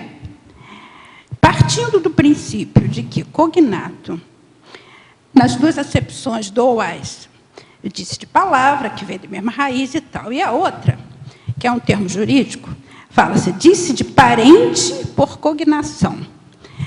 Então, que tal? Aí na minha cabeça surgiu, eu estava estudando isso aqui de manhã.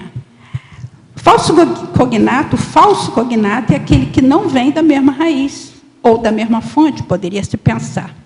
Que tal você, lá em cima você colocou falso amigo e tal, na sinonimologia. Por que não poderia colocar filho, ou irmã adotiva? Julieta, isso que você está falando, vem antonimologia aí no verbete. Antonimologia número 4, cognato genético. Eu abordei isso que você está falando, que é uma rubrica do direito.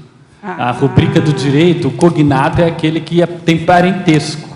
Cognato, onde é que Cognato tá? é aquele que tem parentesco, ou seja, Isso. a palavra cunhado é um cognato de cognato.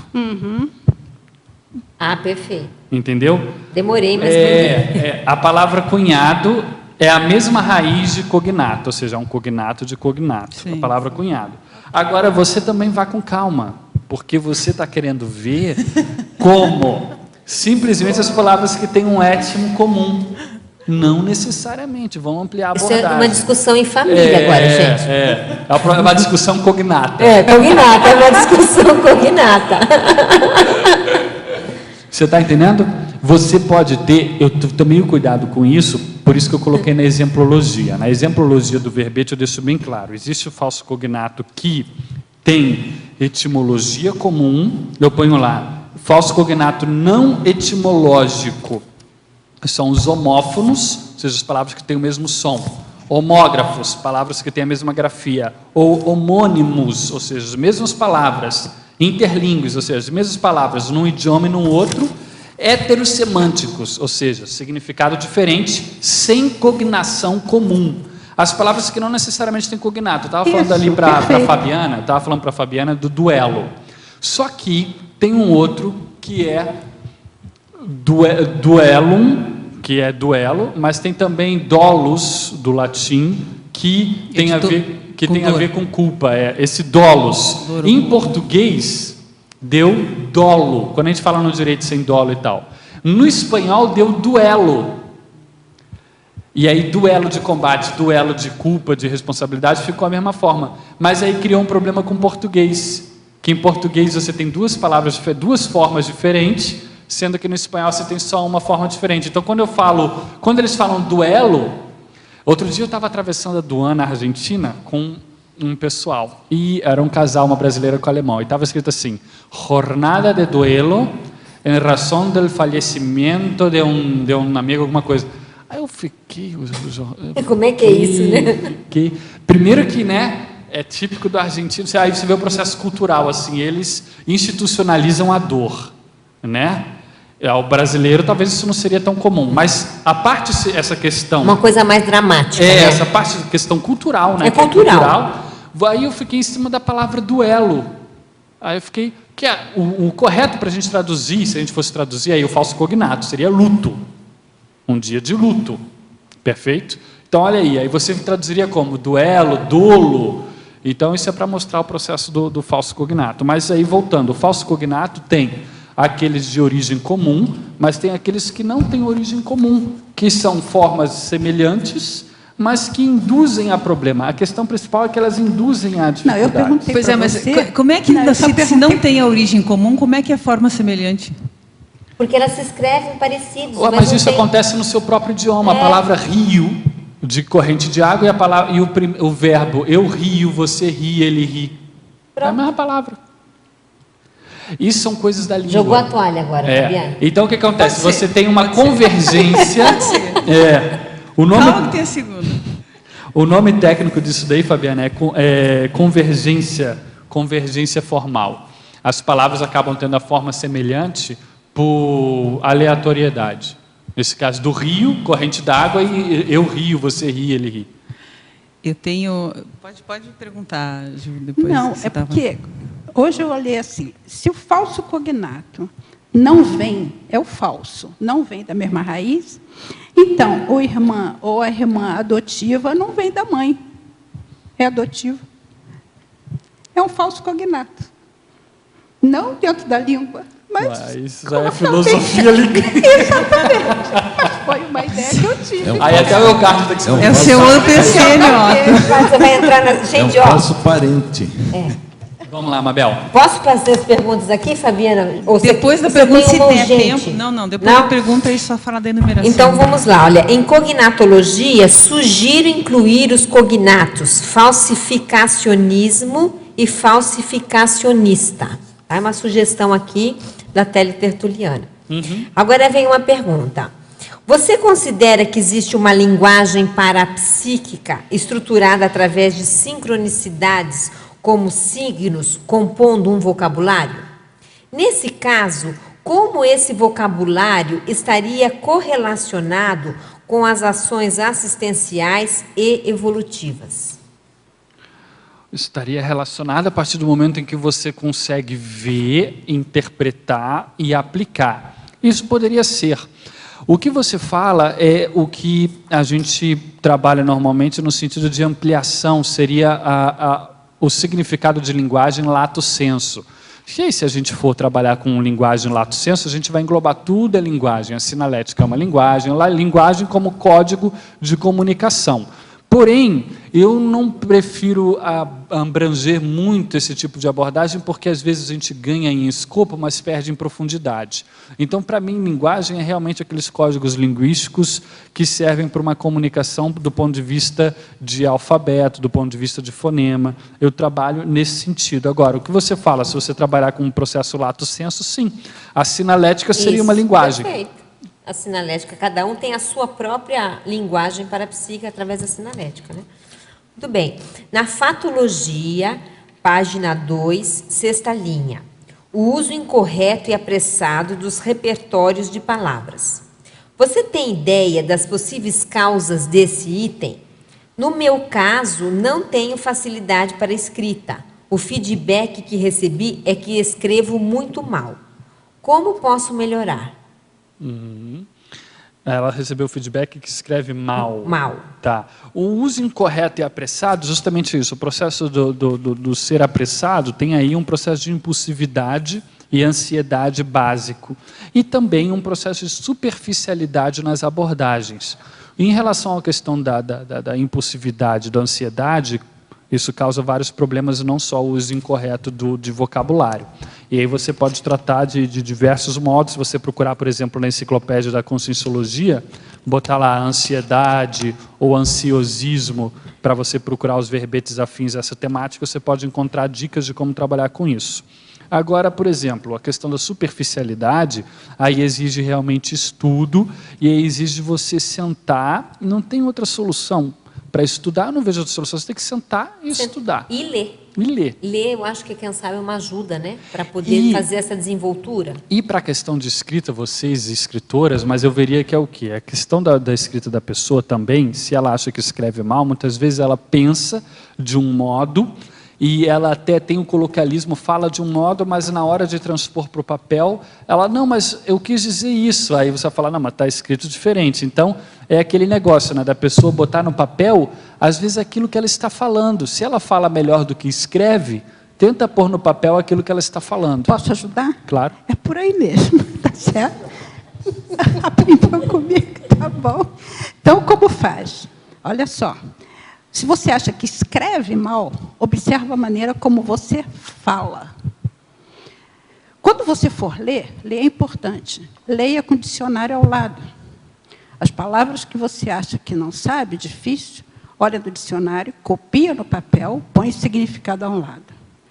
Ao copiar, você já grava um pouco melhor. Muito bem.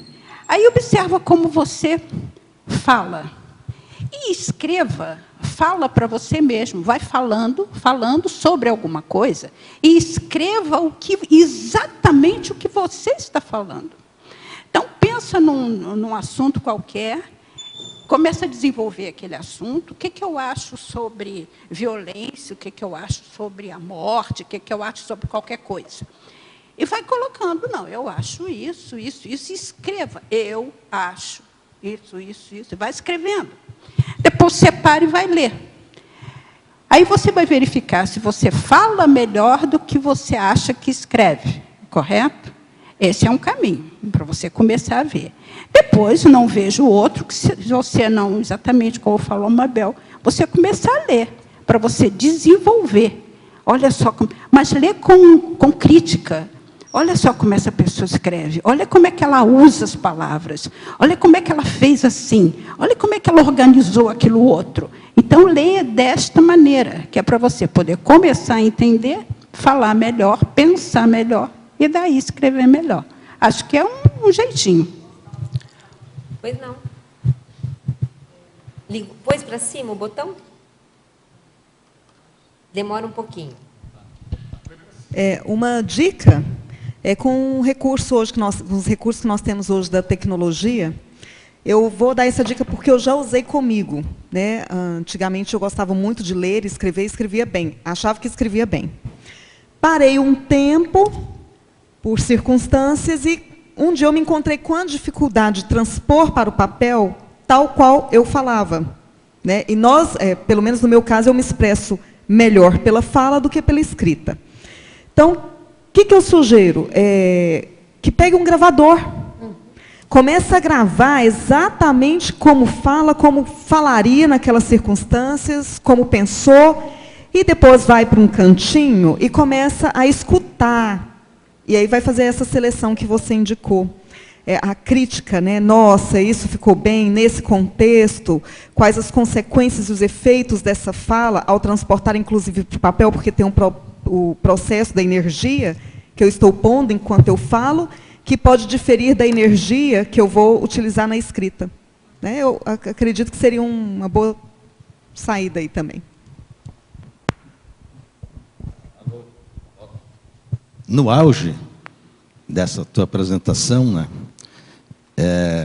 sem me tornar cativo do riso nesse caldo clima, né, sem me considerar esquisito também, esperando que você não me enrola. Espero uma definição ao largo desse apartado aqui da página 4, que é o item da mitologia da sinonímia absoluta. Existe isso? E como é que se explica? Poderia existir, por exemplo, energossoma e holochakra. Aí eu te pergunto, São sinônimos absolutos ou não? Não.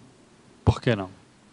Porque são formados por raízes diferentes, embora Mas aí digam mais ou menos a mesma coisa. Pergunta, acho que semanticamente tem a mesma conteúdo deles? E aí o que acontece? Claro que aí eu também forcei um pouco, mas só para mostrar o que acontece quando nós temos variantes vernaculares ou variantes do mesmo vocábulo. Aí no caso o professor Valdo tem um verbete, variação vernacular. E aí ele põe várias variantes assim do ponto de vista de forma. Então você pode falar, por exemplo, gnoma, lá dentro da parêmia. Você pode falar gnoma ou gnome, a mesma coisa. É só a formação do grego para o português que mudou. Mas aí também não é sinônimo. Se a gente falar, não, são sinônimos absolutos, a gente estaria forçando a barra. Lexicologicamente, a gente não poderia classificar como sinônimo. Sinônimo seria assim, tipo, a hermenêutica e a exegese. Não são sinônimos. E aí, nesse caso de palavras de raízes diferentes, palavras diferentes, você não teria sinônimo absoluta. Porque a linguística, a linguagem, ela tem um princípio, que é o princípio da economia linguística.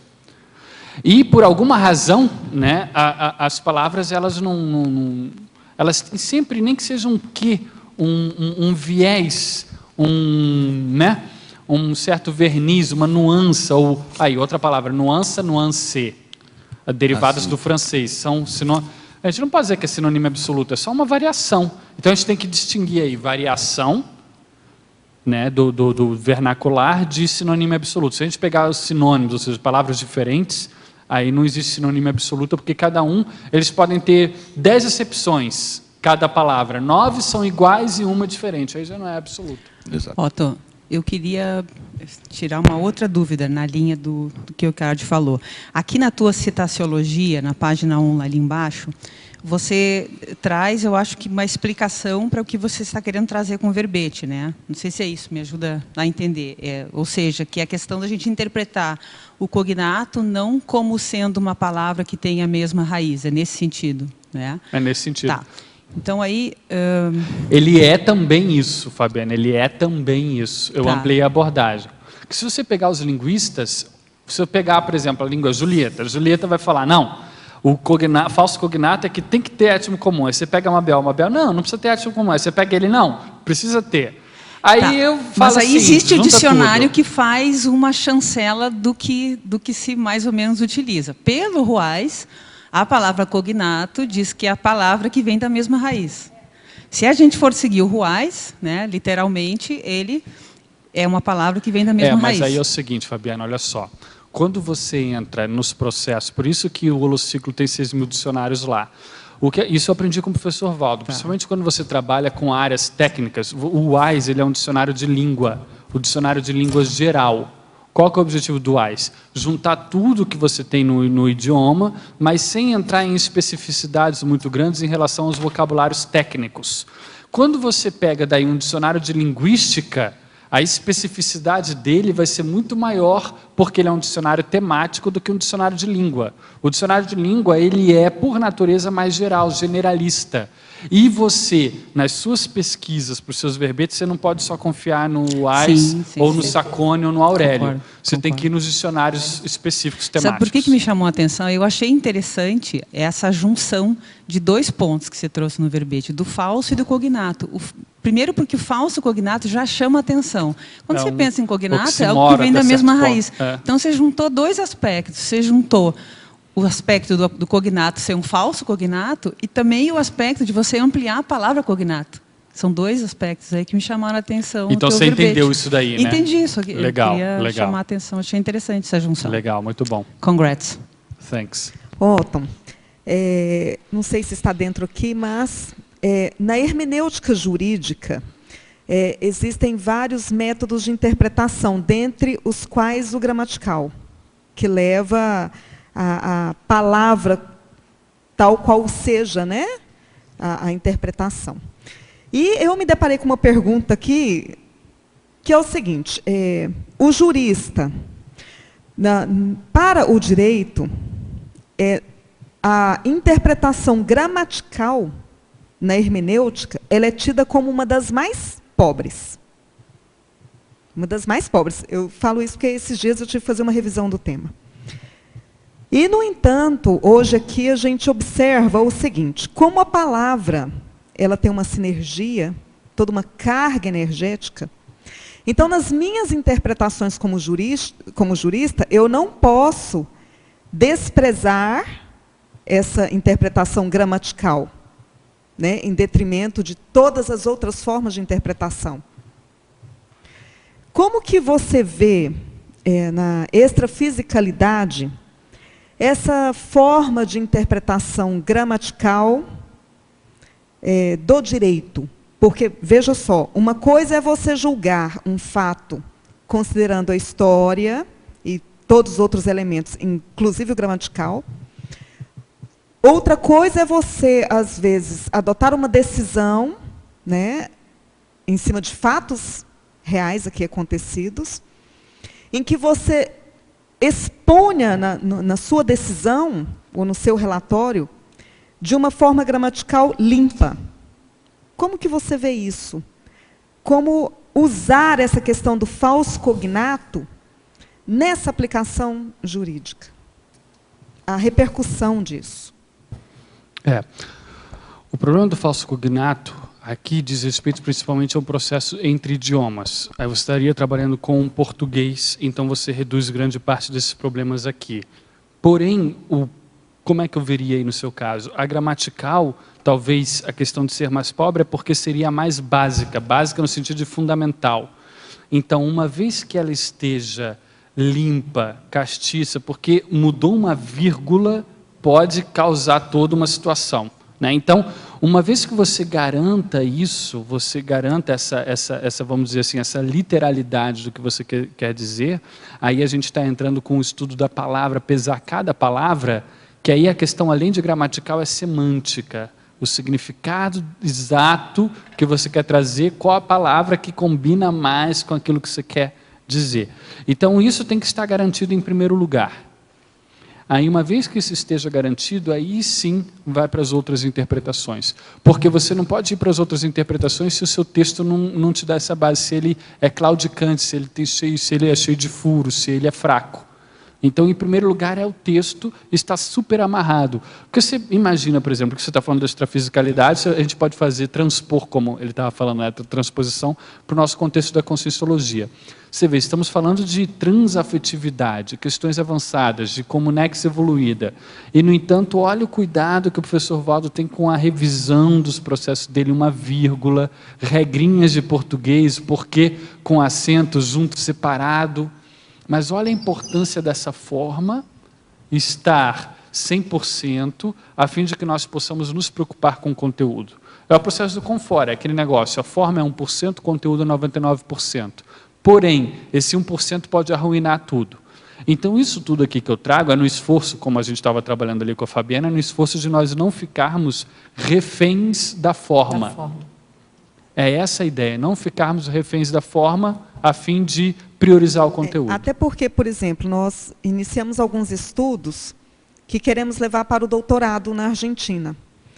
E com essa temática me vem o peso do entendimento da responsabilidade. O que nós iremos, como brasileiros, pegar de matéria, de substância daquilo que é do nosso direito aqui, para levar para outro país, que em salas de aula a gente observa que estão curiosos bastante sobre a nossa atual legislação e a aplicação de tudo aquilo no âmbito constitucional, que é a área, né, de atuação, de abrangência. E isso talvez até gerar um processo de mudanças profundas na estrutura do constitucionalismo deles. E aí a gente se depara com a questão da semântica. Espera aí, como eu estou usando tudo isso aqui e agora, como trabalhar uma temática em cima de tudo isso que fazemos aqui para levar para lá. E quando levar para lá, essa questão da tradução. A eu acho que isso que ela está falando tradução vem bem de um encontro, né, da importância de saber usar as palavras, principalmente quem mexe com palavras, quem trabalha com palavras de uma maneira correta, porque é assim que a gente evita a interprisão grupo kármica, né? Sem Esse dúvida. conhecimento.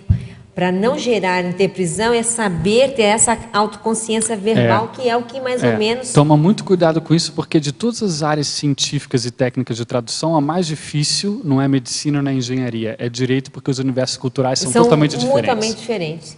Gente, olha, nós tivemos aqui um bom debate, né? Tivemos um banho de loja com o professor Otto, de Lexicologia.